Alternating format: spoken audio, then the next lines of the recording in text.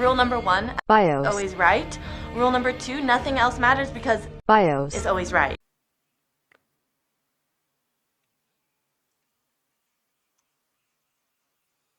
Oh my god, what? No, what? Okay, wait, hold on. Okay, let's go over this. Hello everyone, welcome back to my channel. Today I'm going to be looking at the May Overwatch 2 patch notes. I didn't know these patch notes were out at the time. My chat told me to decide to take a look at them. In this video, I am reading this at around like, I don't know, 2 or 3 a.m. So I'm pretty tired and I will be ranting a lot in this video. I don't like this patch. I'm going to say it now. So just know that there's going to be a lot of back and forth and a lot of things that I say may not fit together. I'll try to explain everything with these little voiceovers, but I'm just letting you know now. So if there's anything that you disagree, then you disagree. Let me know what you think and let me know your thoughts and what you think Blizzard could do to make things better, because this patch is just not it. It's just not.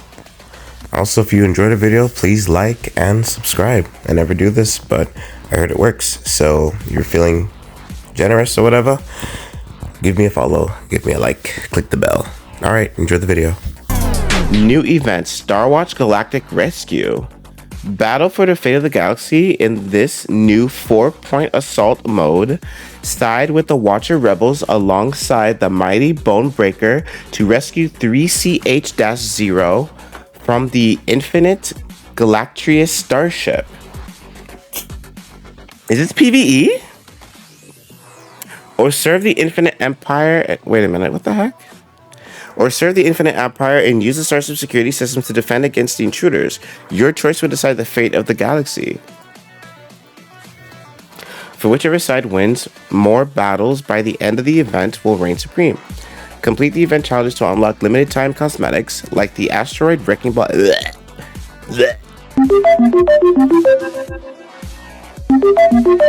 As well as 50,000 battle pass experience. Not even battle pass credits. What am I gonna do with 50,000 experience? Battle for Olympia returns. I don't care. The ping system, don't care. Push mode update. The respawn time for players is increased by 2 seconds. The respawn time for players respawn by 2 seconds from 10 seconds to 12 seconds. What? Forward spawn locations were proving to be too advantageous for the team with the lead, making it a bit too difficult for the defense team to make a comeback. Just took it out of the game. No creds for you. Wow, literally. Competitive updates, competitive deathmatch. Don't care. Hero updates, junkerqueen. Scattergun. Maximum ammo increase from 6 to 8. Why are you buffing her? Stop.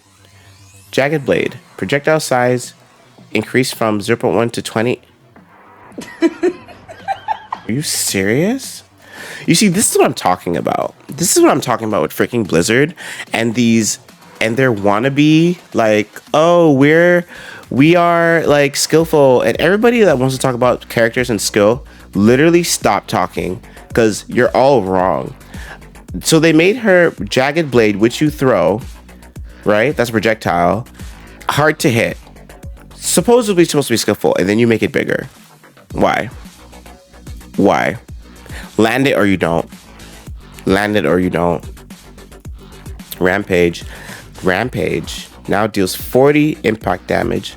Wound damage decreased from 40 to 60. From 100 to 60. That's how I feel when they make random little mercy changes to her flying, like her character is serious. Honestly, someone say JQ is overkill now. It is overkill. Why? Where was she doing bad? Where was she actually doing bad? An aggressive junker with a team that supports her aggressive playstyle is basically like a new dive. Like, what are you guys, like, what are you doing? Anyways, adrenaline rush. Adrenaline passive healing multiplier increased from 1.25 to 2 times damage dealt by wounds. These changes increase junkerqueen's frontline presence by increasing her self-healing and offensive sustainability. We've also increased Jagged Blaze projectile side, so it's more consistent to land. What are you actually talking about? You should just change this to. She should just change this to people have no skill to land this shot, so we're making it easier for you. That's basically what you're saying. That's all you had to say. We're making it easier. Just say that. Orisa. Augmented fusion driver. Is that her gun? Damage increased from 12 to 13. Why? Why are you buffing Orisa? Again. Orisa often gets a lot of value with her abilities, but she's underperforming compared to other tanks. Where? Increase her weapons damage will make her more of an immediate threat after closing the distance with an enemy. Like she isn't an immediate threat when she's just running at you with her spinning baton, knocking you off the map or just bullying you into a corner. What are you talking about? Winston, jetpack. Damage radius before fall off begins. Damage radius before fall off. What? What fall off does he have? Begins increase from 1 to 1.3 meters. Wait a damn minute. It's difficult to deal full damage with Winston's leap due to needing to land almost directly on the enemy.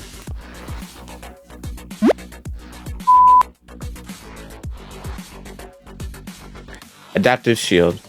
Effect duration decrease from 9 to 7. Adaptive shields gives Wrecking Ball a lot of leeway in the fight due to its duration. This change to adapt shield limits his survivability during prolonged engagements. Okay, that Winston one really pissed me off. Wrecking Ball got nerfed. Wrecking Ball shields a lot of leeway in a fight due to its duration. This change to adapt shields limits his survivability during a prolonged engagement. Echo. Duplicate. Ultimate cost reduced from 25%.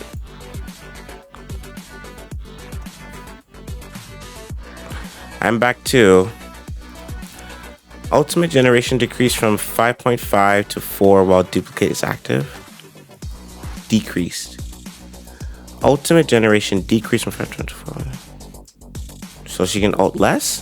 The following changes increase flexibility of Echo's duplicate ultimate and shift some of the focus away from the allure of building multiple copied ultimates in a single use. This puts more of an emphasis on choosing a duplicate target based on the hero's overall utility or given situation. With the benefit of increased survivability due to transforming, Echo will get her ultimate more frequently, but it will be more difficult to generate her copy. I'm literally sitting here right now and I'm just like, what is Blizzard doing? The issue was not her ultimate. How fast she get her ultimate.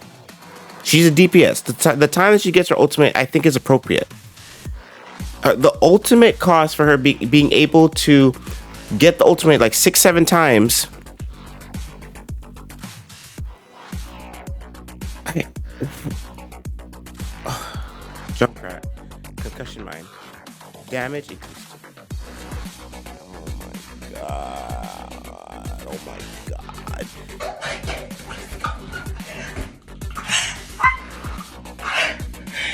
You see, don't defend no freaking developers, bro. Don't defend no freaking developers. Don't defend the developers. You defend developers, I'm just gonna I'm gonna think less of you. What are you talking about? Concussion mine. It's concussion mine.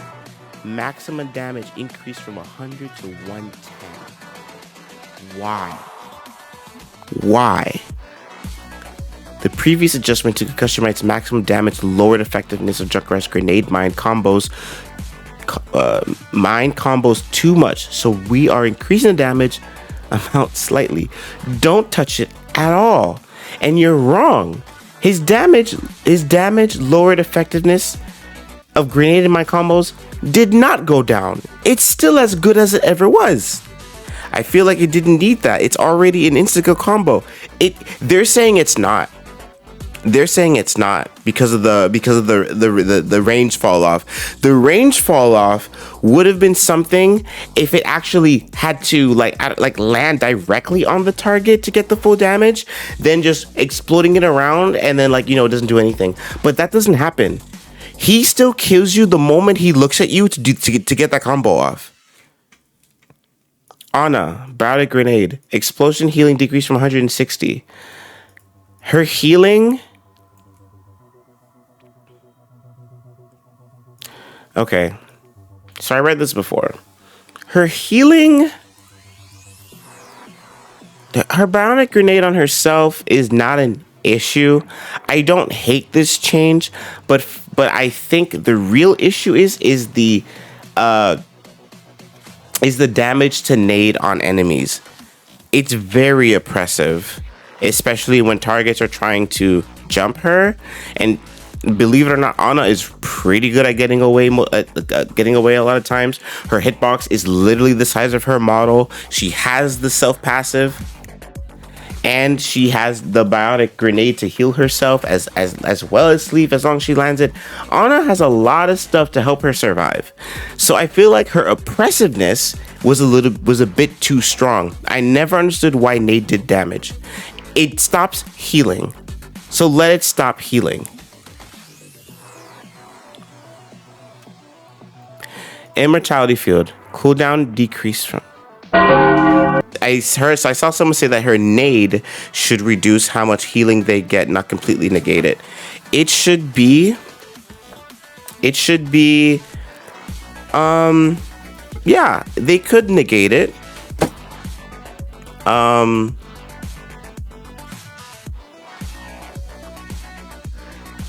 That's literally what I've been wanting. I think that's good. It should not do damage, period. It should not be doing any damage. Sleep should not do damage either. These abilities that are like this should not do damage. Junkrat Trap does damage because it's a trap, but it does too much damage. And it should be 5 damage. That makes it fair. It literally makes it fair. You get trapped. It's a trap that you don't see, that can grab you from so far. You don't have to be directly on it, which you should be. You just pass by it latches onto you. So it should not do a lot of damage. That's how you balance that.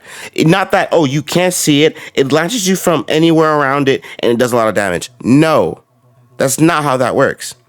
Nade should not do damage. Junker Trap needs to be nerfed. Sleep should not do 5 damage. I don't care if it's 5 damage. Sleep should not do damage. You fall asleep. You're on the floor for 5 seconds. If you're a tank, 3 seconds. You are not playing the game. You are immobilized. You are literally immobilized. Why is it doing damage? Take it away. There's already a lot against you. You should join their team, Riker. They need extra help, clearly. Infinite Empire. Oh, the dev team? Heck no. Too much work. Bruh, just took the ground. Bruh, just look at the ground and shoot the trap. Right. Kiriko. Kunai reloads 65% after... Wait. Kunai reloads after 65% of the animation has completed. New hero option? Healing Fudo cancels reload? Kiriko sometimes accidentally interrupts her kunai reload with Fuda. Now kunai reloads slightly sooner during the animation to mitigate this. In addition, there is now a new hero option. Healing Fudo cancels reload, which can be turned off to bypass the issue entirely. I have never heard of this. I have never heard of this complaint, not once, not even from MO7. Where did this come from?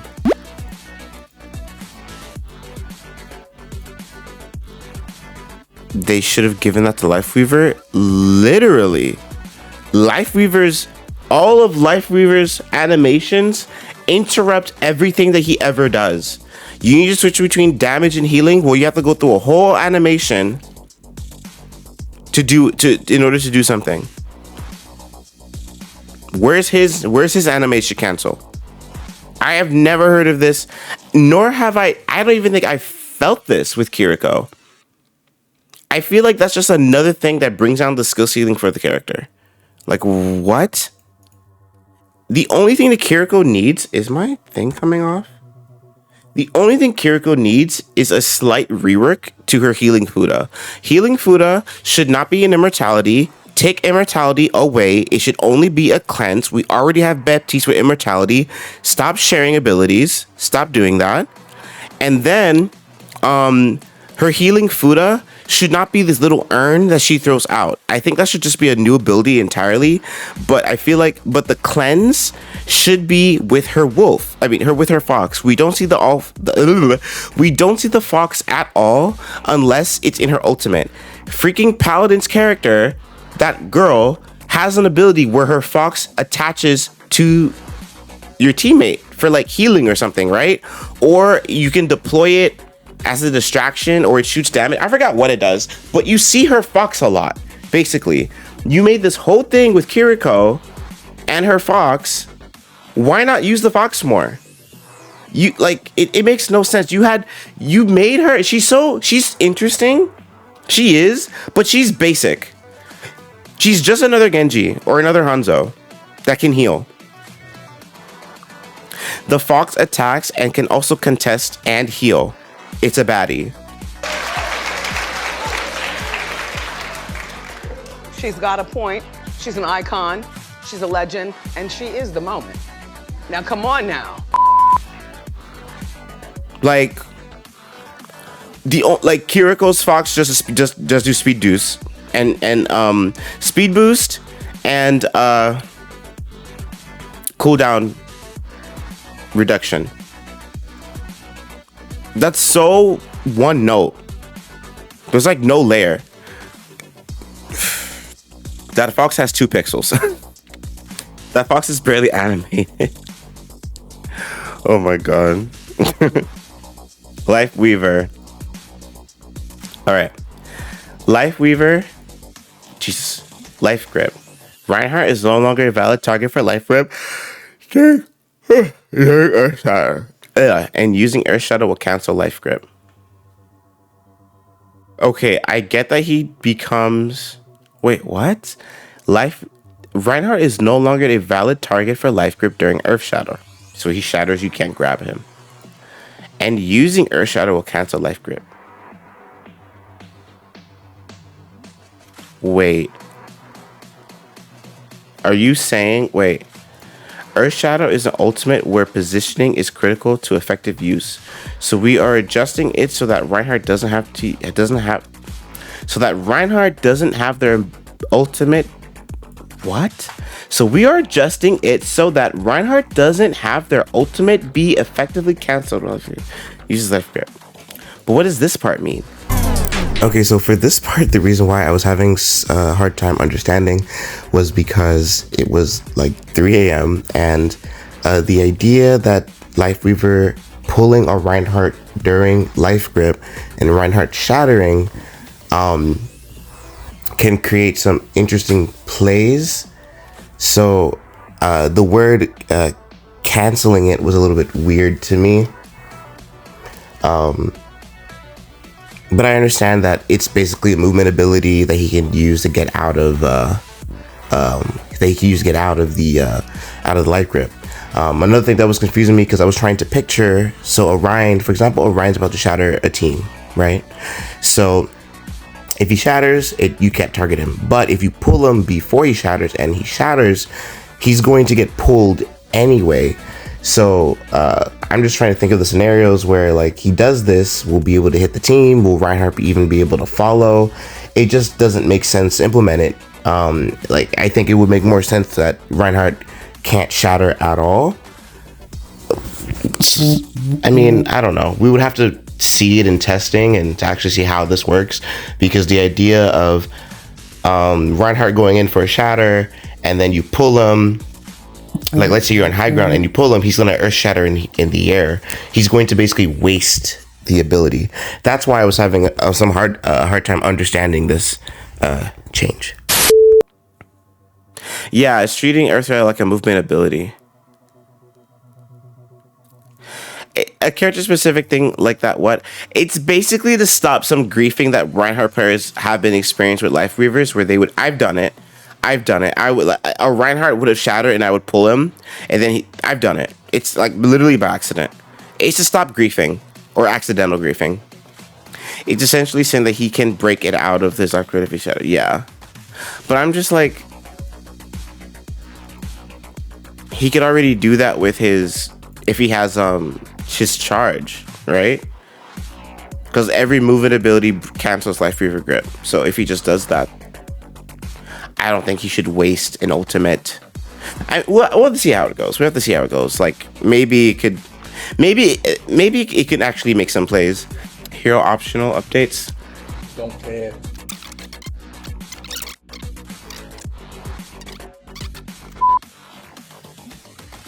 Okay, so there's a lot of like UI stuff.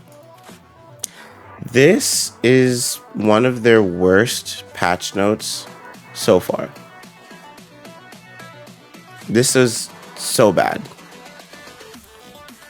Like, it's probably, I mean, we'll have to see in actuality, but just reading this, I would say this is probably such a bad patch. Mid-season patch, I guess. Like, so many characters got changes that they did not need. They continue to avoid the issues that the game actually has, especially now that they don't have a single tank. And I'm going to keep saying it. Damage in this game across the board needs to get nerfed. There's too much damage. There's too much burst damage. Especially with one less tank. There's not enough shielding. And that's fine. We didn't want shields. That's fine. But in order to accommodate that, you need to nerf the damage. Too many characters are doing damage. All the tanks are DPS people. All the tanks are DPSs. Just with larger health pools and hitboxes. That's it. They're all DPS.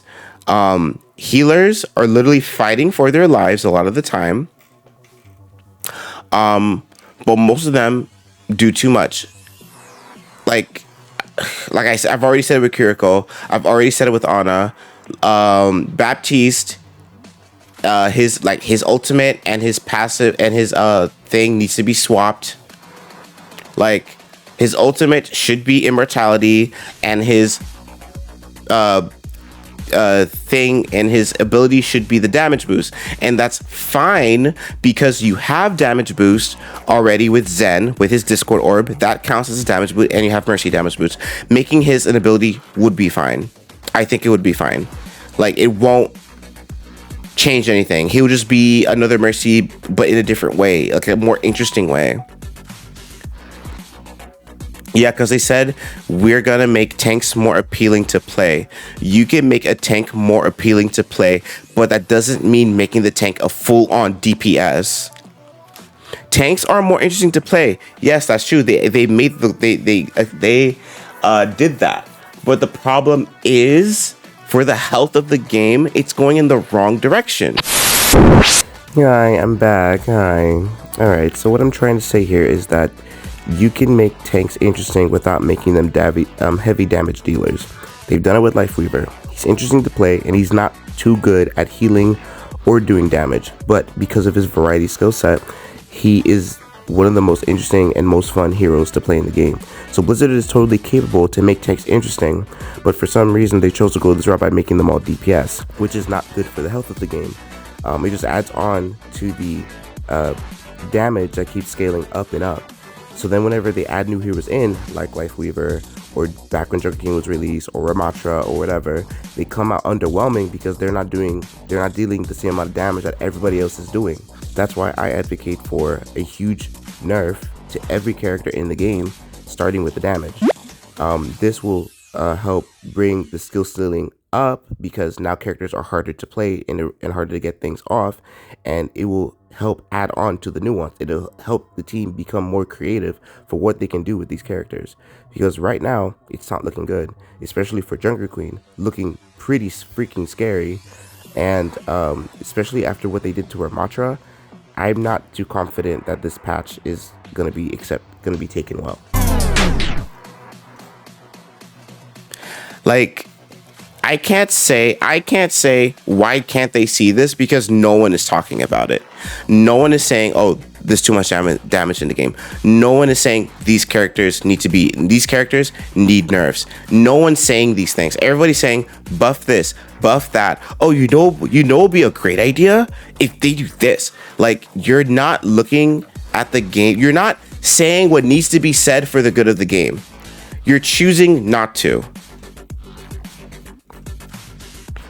Like, this has been a problem back when Jeff Kaplan was in, and people were saying that this is back when Widowmaker, Hanzo, Torbjorn, Symmetra, Bastion, and a lot of the time Sombra were bad. These are characters in the game, and Overwatch streamers and pros always had to say, you are a pro player.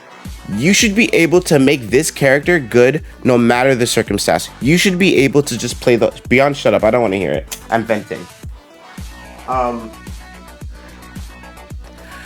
What's it called? You should be able to play the character at its full ability regardless. Widow, back in the day, could have done exactly the same thing she does now with some teamwork. All she does is run away when you jump on her. That's all you have to do. It's so much stuff. And Winston, where is that stupid ape? Where is he? This? What are you talking about, bro? Damage radius fall off, and you're literally saying it's because he has to land on a hero? That is too hard. Oh my god. I have to like use a third of my brain cells to land on a hero in order to get damage off. That is just so outrageous. Wow, that's crazy to me. That's so outrageous. Like, get your fucking ass up and work. It seems like nobody wants to work these days. I do agree with that. Dealing with Winston as a support is really annoying lately. They don't care. I know they don't care. It's just baffles me how much they just continue to not care. Winston, I will always say it, ever since they changed his freaking bubble cooldown and they changed his head hitbox, he became insane. There was no reason for it. He was so much fun before. Personally, Winston was a lot more fun when he was harder to play. The way he plays now is just boring. Winston is so boring. That's why I just stick with supports, because even though a lot of supports have their issues, they have a lot more nuance to play. They have their problems, but yeah. Like Mercy, I gotta keep track of people's abilities and ults. I gotta know my escape route. I gotta know who I'm pocketing to keep them alive. I gotta know when to damage boost so that people can earn their ult faster. I need to have my ultimate ready when I need it, etc. Like, should I ult now to get the push, or should I ult later to save the team, or should I ult to get away? There's more things to think about. Everyone else is just kill. Mother Brig, jump on me now. Because no one picks Bastion. Feels like no one kills him like they used to. Because he just jumps. He has his bubble. He has his bubble. He jumps away. He jumps in with a pocket, aka like a Mercy or something. And he'll just sit there. He just sits there doing his tickle dash. And the funny thing is, and I love to say it, Winston, Zarya, Reinhardt do not require aim. They don't not like any of the hitscan heroes. And people always want to come for characters like Mercy, Symmetra about aiming. No one aims. Aim does not equal skill. But something that Arrow said, because there's a lot of players that would not have the game sense that they need. If you have the game sense, that will make you a better player. You can aim all you want, but if you have bad positioning, getting caught out in the open, getting caught out in the backline for no reason, you're not a skillful player. Just because you can aim, does that guarantee you're gonna get a kill? No. There's a lot more things than just aiming. And just like, it's just hitting me now how like no one says anything. I'm gonna make this a video and just put it up because This is ridiculous. Oh, and let's not forget, they're still not doing anything. They're still not doing anything about freaking one shots. Not a single thing. Anyways, that's enough. Oh my God.